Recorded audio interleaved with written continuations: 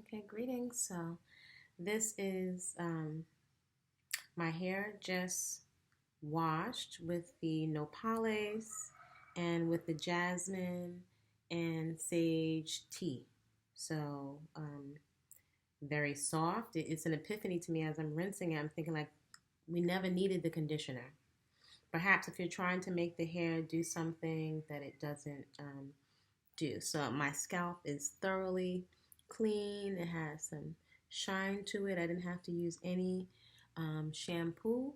And then also I can feel, now that I can see what really fine hair that's very mature and cottony textured, what it looks like once the lock fully matures, I can also discern that too much washing will strip the hair down, especially if you're endeavoring on a path of not using any kind of oils. Also, I'm very tender headed. Any kind of pulling is painful and extremely uncomfortable. So I found I have a tendency to pull my hair into ponytails to exercise, but I notice I definitely have to leave this portion out and be very careful not to pull it. So if I'm putting it into a ponytail, I have to make sure the hair holder is here, not trying to grab all these things in, just like a tight hairstyle. This, I can feel it pulling, it hurts, which I know is damaging to the hair. So this is the hair, nothing in it. It's still wet. It's still damp. And that's it. Just tea in the nopales. It feels conditioned. It feels moisturized. I've also put some of it. I've taken some internally. Drank some of the nopales and the aloe because that's primary is to take it on the inside, and then that's also what I'm putting on my face. In addition to the different whole, fresh, unprocessed fruits and vegetables. And nuts and seeds untoasted, so that I'm getting those healthy fats while there's still an integrity of the nutrition inside those healthy fats, so especially the omega-3s. We need a balance of 3 to 6. 6 is easy to get. The 3s is what I'm really concerned about. So all of my different fresh seeds, the fresh seeds that I'm grinding, I'm putting products in primarily from the inside.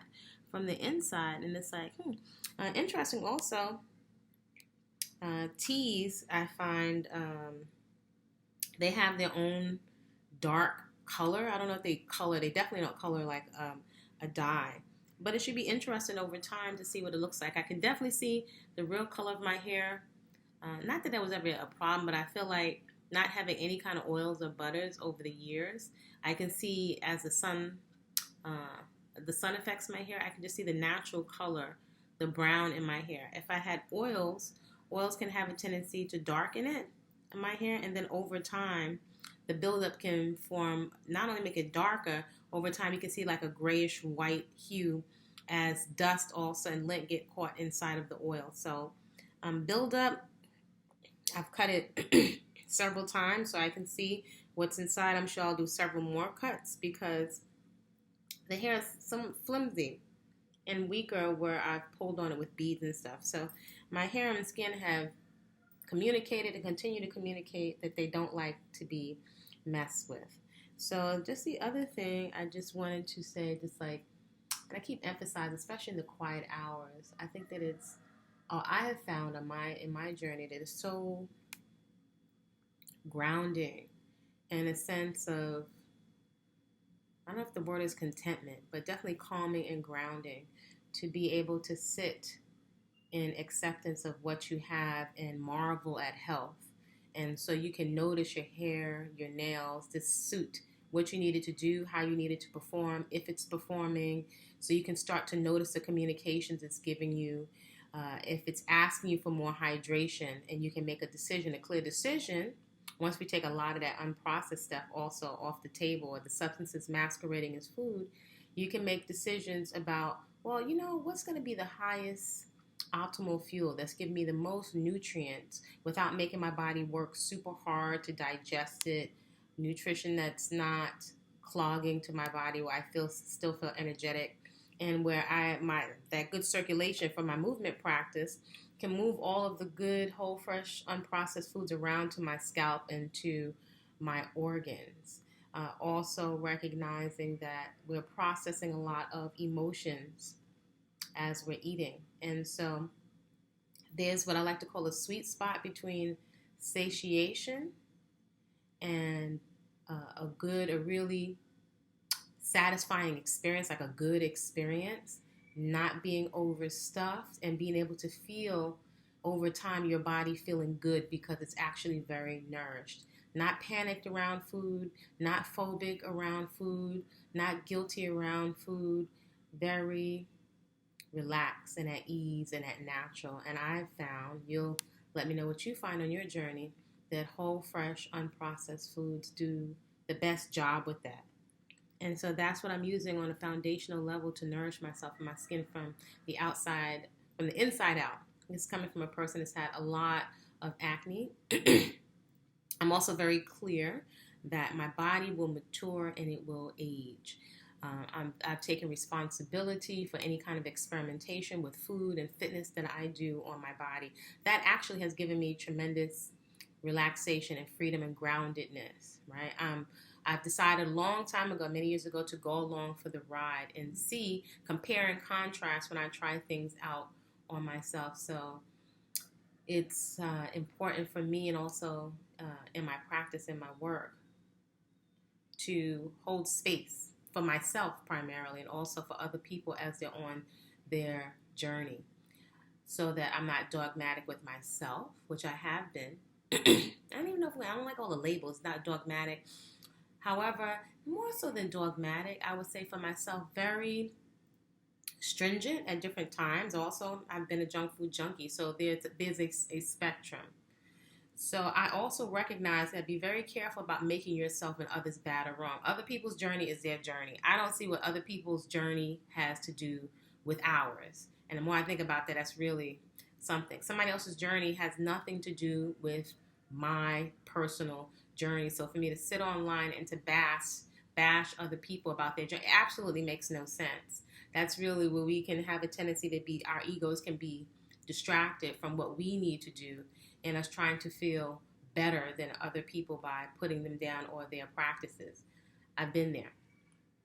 So it's just not necessary.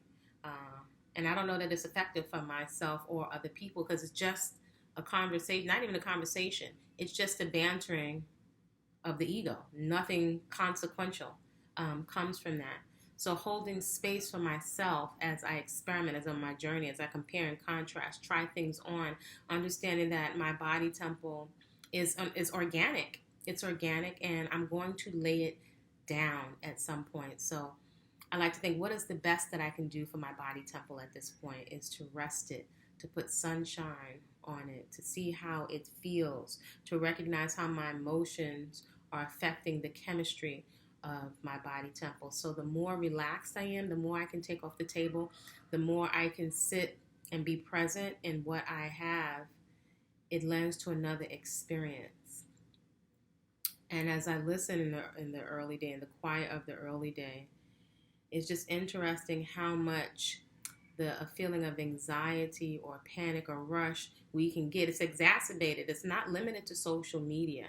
However, social media is where it's very, very concentrated because this is how many of us are extracting information and communicating with each other. So to notice how you're feeling is so important. Notice how other people can trigger you, or you can allow yourself subconsciously or consciously to be triggered by other people. We trigger each other quite often as human beings. So the more awareness and the more internal quiet I can bring into the equation, the better.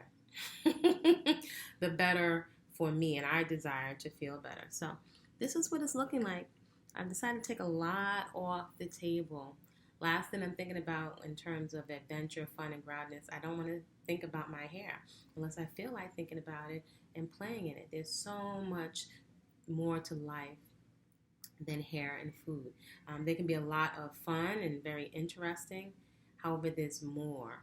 There's an aspect that we can't see that goes beyond these physical human suits that we're trying to garner energy from with each other.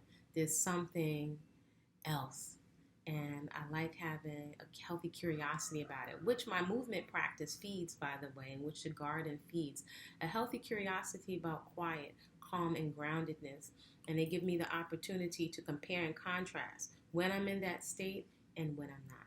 So I'm inviting you all to create a great day on purpose, just because you said so. And I invite you to really explore radical acceptance, whatever your perceived, you know, your different shape and expression physically and artistically and otherwise. See you soon. Feel free to like, comment, and subscribe.